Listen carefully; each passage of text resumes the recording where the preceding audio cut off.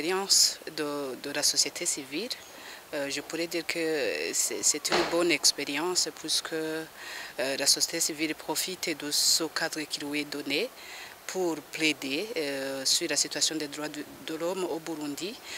On essaie de faire l'état des lieux, les défis et les avancées, et on soumet nos recommandations aux pays examinateurs pour qu'ils prennent en compte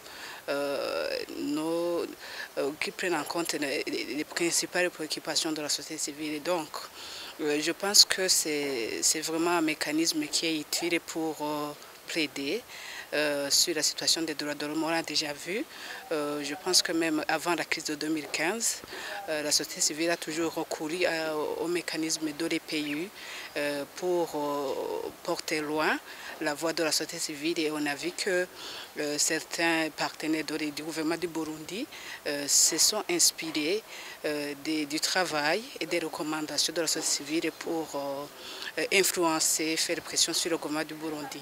Donc, même pour ce processus de 2023, la société civile a utilisé ce canal pour montrer la situation qui prévalait sur la situation des droits de l'homme.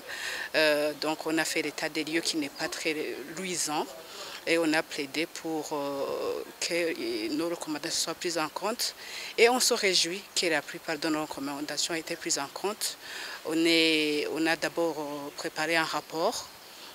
Il y a eu un rapport global et des rapports thématiques sur les sensibilités, sur les priorités de la société civile. On a pris le travail de soumettre ce rapport. On a contacté des missions permanentes à Genève pour mener un travail de plaidoyer.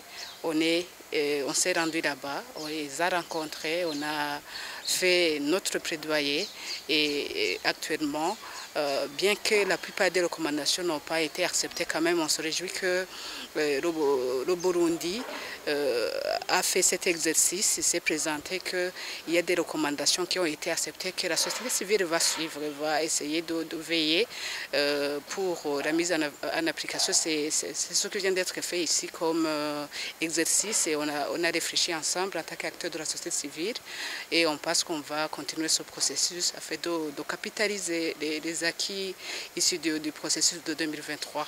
Les grandes lignes de défense, ça relève principalement de la crise politique de 2015. Vous savez très bien qu'actuellement, l'espace civique est verrouillé. La plupart des organisations indépendantes de la société civile travaillent en exil.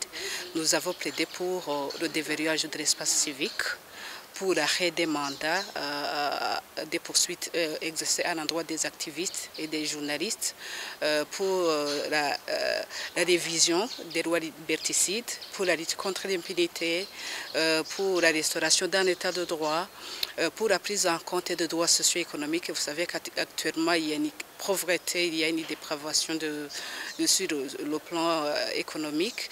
Donc on a priorisé les droits qui sont les plus bafoués au Burundi, et ça relève, c'est la continuité de la crise de 2015. Il y a une crise qui n'est pas résolue, il y a une crise qui semble oubliée.